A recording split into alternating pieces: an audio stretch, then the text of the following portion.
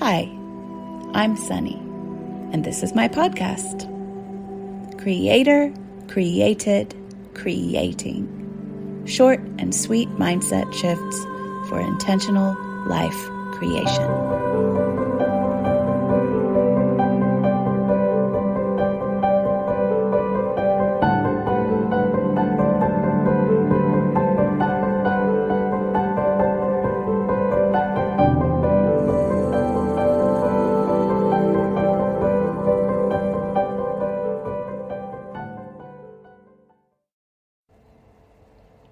Forgiving past rejections. So let's talk about forgiving past rejections. I had a memory come up this morning because I was doing some journaling on a prompt that was about past rejections. And I had already remembered this past rejection, and I've actually worked with it many times because it was a big one to my heart. My mind always thinks like it's no big deal. Big whoop, like happens all the time. Like my mind never thought it was a big deal, but my heart thought it was a major deal. And I have discovered that over the years, like the difference between the way my mind will be like trying to write something off. And like, well, my body is still clearly carrying this. My heart field is still carrying this clearly, or it wouldn't come up when these certain things are brought up. So this one came up today, and it's no shock that it actually came up today because I feel like I'm experiencing a full circle moment with this particular topic that is behind this incident. So I'm going to share one with you, but in this episode, I'm asking you to think of something like a past rejection that has happened that makes you avoid wanting to do the things that you're wanting to do now. Like, where are you letting that past rejection still limit you in some way? Even beyond what you think you're letting it limit you because you're like, hey, I'm doing the things. But internally, are you letting it limit you still? Internally, are you still carrying some story about it?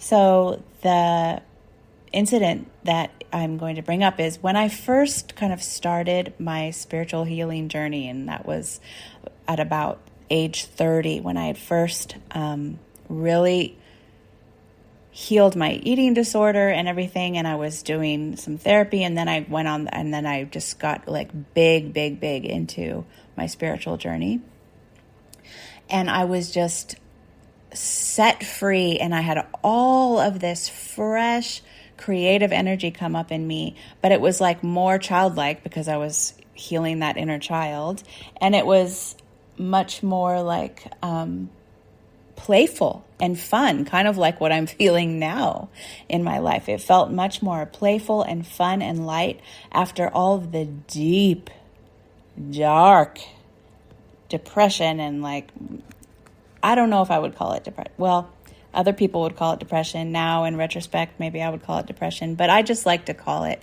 sadness because I don't like to put things in a box that way or attach myself to labels that I don't personally feel might serve me. So anyway, sadness and like darkness and what you might identify as depression or something like that. But just such, low, being in a low place feeling wise in my life prior to that, so long in that darkness that it just felt like life was coming back into my body, like life was just flooding into my body, and it wanted to be expressed as. So the first thing that it kind of started coming out in was I was writing children's books at that time for fun. And I did a bunch of things. I did some art and some cards and some prints and an Etsy shop and things. But I also did this book called Puff and Top. And it was about, because I used to sing this song as a little girl about puffins. My grandma and my mom had this song about puffins that they would sing to us when we were going to sleep, and it was very sweet and very cute. But I made this book called Puffin Top, and it was about this puffin and like its search for belonging, basically. But so a box of little jeans. This is so funny. A box of little jeans washed up on the little puffin island, and all the different puffins were putting on these little jeans, and the main character puffin had its jeans were too small, and it had a puffin top, muffin top, puffin top. Anyways, it was really cute. It was really funny, maybe even more cute and funny than I'm making it sound right now. But it had such a sweet message behind it about belonging and self-acceptance and all of that. And I really loved it, and I was really proud of it. And I even illustrated a whole bunch of it. I had a bunch of the illustrations done, not all of them, by hand, and actually a combination of pencil drawings and digital collage and stuff. And so I made it into a book, and it was just so fun and funny, like light, funny, fun about something that had been a very dark struggle of mine. Like I transformed this darkness into light, into this fun light thing. And I went to lunch with my mom one day, and I showed her this, and in retrospect, I picture like the little girl in me is like all beaming with joy and so proud of herself, like showing her mom this thing that she made. And basically, my mom basically she said a bunch of things, but the essence of what she said was that this seemed immature and not really what I was capable of. Like, kind of like, you're like a wise woman who like does the hard work. Like, what is this?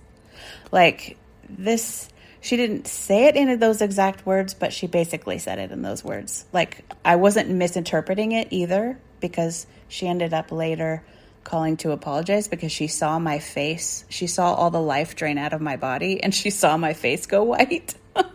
And she ended up calling me like a few days later to apologize. But she did basically say that it was immature and that it just seemed beneath me, like beneath what I was capable of.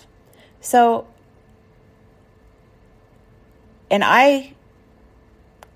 at the time, like my body just went into protective measure where I just kind of numbed out. I was like, oh, okay, this is happening. It's fine. It's totally fine. It's totally fine. Doesn't matter if she thinks that. Like, she just doesn't get it. It's fine. But really what actually happened was like my heart broke. I was crushed by that because it was my fear about my real self. Basically, I showed her my real self. Like, I believe things can be lighter and funnier and more easeful, and like I can infuse some of these dark things with light in a playful way. I showed her my true self, and that was shut down. And that was basically interpreted by being like, this is not enough. This is ridiculous and less than and immature and like, not what you're capable of. You're supposed to be this like big power woman who's like very serious and like very deep and goes into the dark. And hey, I go into the dark, but there's no point in going in the dark if you're not going to transform it into light. And that's what I do. And that's what I did. And that's what that children's book was. So anyway, that experience really, really left a mark. Even though she called and to apologize, and she was like, I saw the whole life and light go out of your face. I felt horrible. I'm sorry. It was my stuff, not your stuff. So she apologized, but like the damage wasn't undone. I took that in and I took that on. And I think there has been a part of me that's been like, there is a part of me that's still always trying to prove that I'm like mature enough, and I'm all those things that she judged me as that I didn't want to be in that moment. That I'm like the wise woman who like is kick-ass and like really powerful and like serious and like really smart and like has a master's degree in psychology like she did, like my mom did. Okay, so there's that part of me who's been trying to kind of prove herself around that and do that. So she came back up today, even though I've worked with healing that part of me before. And the thing is, like, I don't need to go into some deep healing process on that. I just need to recognize that again. Oh, there's that past rejection that gave me a message that my way, Sunny's way, might not be my mom's way, but Sunny's way of being in the world is creating something, creating art. Now, my mom is a psychologist. She's not an artist. She's not a creative in that way. So, but my way is to take the darkness and to create something out of it that transforms it into gold, that transforms it into light, that transforms it into joy, that transforms it into freedom and love and all of that. That's Sunny's way. That's my way of doing that. And that wasn't wrong. It never was wrong. It never was less than. But somebody can look at that and judge it as less than. They can truly believe that. And that's none of my business. My business is, what do I believe? And all she was doing was pointing out something I believed. Like she was mirroring something I believed. And she may or may not have been the one who originally gave me that perception way back in my childhood from way before. And she was just mirroring it back again. Doesn't matter where it came from, but she was hitting it because when people say things to us that we don't believe, it just rolls off our back like a duck. I remember hearing somebody, I think Dax Shepard in a podcast once saying like, yeah, if you're a tall person and somebody says, you're super short, I mean, it's just going to roll right off you because you know you're not short. You already know you're tall. So it's just like, that can't do anything to me.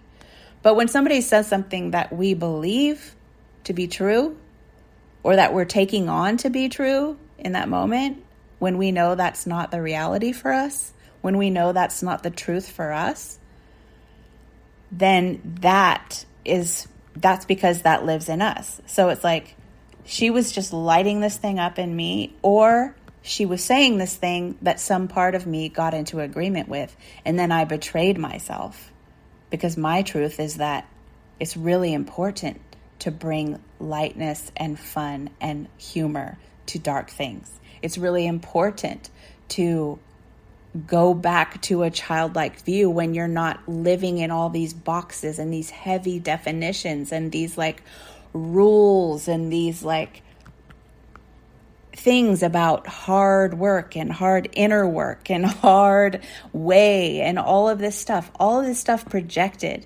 And I took on that identity in that moment instead of saying, actually, that's not my truth. This is my truth. So that was my work to do, to reclaim who I am and what's my truth in that moment. And I've done that in various ways ever since. But for a while, it definitely sent me spiraling into I've got to earn my hardworking, badass bitch, wise woman button that I can wear on my lapel so I can be part of the group where I'm going to be accepted as that. And I know a lot of people, especially a lot of women, have had the opposite experience. Like they wanted to embrace their hardworking, badass, wise woman badge because they had the opposite experience where their mother or their grandmother or their elders were encouraging them to be meek and small, and that was not who they, so they needed to own something else. For me, I already had that part built in in my childhood because of who my mom was, but now I needed to re-own something else, some other truth about me. So I'm bringing this to you today so that you can think about some past rejections that have come up and how you can maybe make peace with that today. Like, what were they telling you was wrong with you in that rejection? Or what did you believe they were telling you was wrong with you in that rejection? What did you make yourself wrong about? Like, I made myself wrong for being playful, wrong for trying to do something funner and lighter than the darkest, heaviest stuff, and just keeping wrestling in the darkest, heaviest stuff forever without bringing creation to it, without transforming it into gold and lightness through humor. Like, without that, I made myself wrong for that. And then I went into this vein in life where I was trying my best not to be that, not to be judged as that. And I also made my happiness wrong because I was in joy. I was in happiness and I was feeling proud of myself. So I made my happiness wrong in that moment too. My happiness must be an indication that I'm being stupid and immature. That's what I made it mean. It does not mean that. But our minds they interpret situations that way and they make it mean that stuff. And I made myself wrong for not being more serious also. And then when I believed that, when I believed that my only value was in being very serious and being very dark and not being light and not being playful and not being fun and not being happy, which is not what she was saying. But these interpretations happen. They happen in our subconscious. The subconscious made it into that. So then that my results 100% reflected that. My reality 100% reflected that. I got valued in the external world for things that were serious. And I did not get valued in the external world for things that were light and playful and fun, because that's what I believed. I believed I have value in serious stuff. And so reality reflected my belief that I have value in serious stuff. And that's how reality works. So it's like these things are so major, but we have the power. We always have the power to turn those identities around once we're aware. So where did you make yourself wrong? And how can you now accept that you weren't wrong? That was just something that you needed at that time, or something you need now still, or is one of your own vital truths. Where did you just take on their opinion or their viewpoint of you being wrong as the truth and discard your own truth? So I don't blame my mom for this. I take responsibility for my own ownership now of being like, okay, I gave all of my power away to her in that moment. I just gave it away. I was like, oh, you are right about me being wrong. So I'm the wrong one and you're the right one. I made her the powerful one and I made me the powerless one. And nobody can do that to me but me.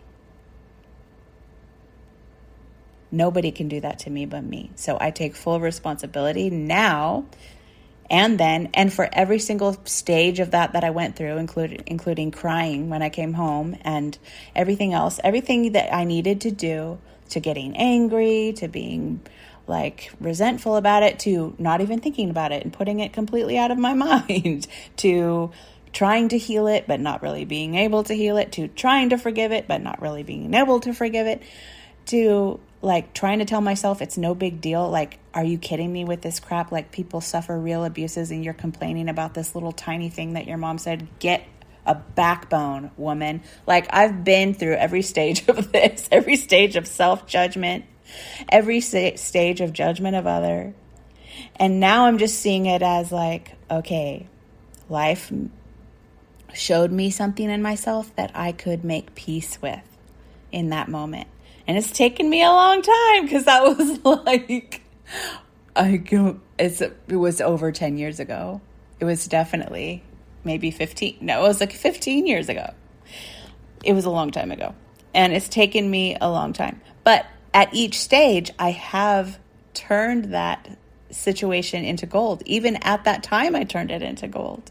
And I just started doing things a little bit differently. I actually believed in myself more in another way, and that created something else. But now I've like come full circle more around to that original place of liberation where I feel free to do more light and more fun and more easeful things and ways of processing things like that again.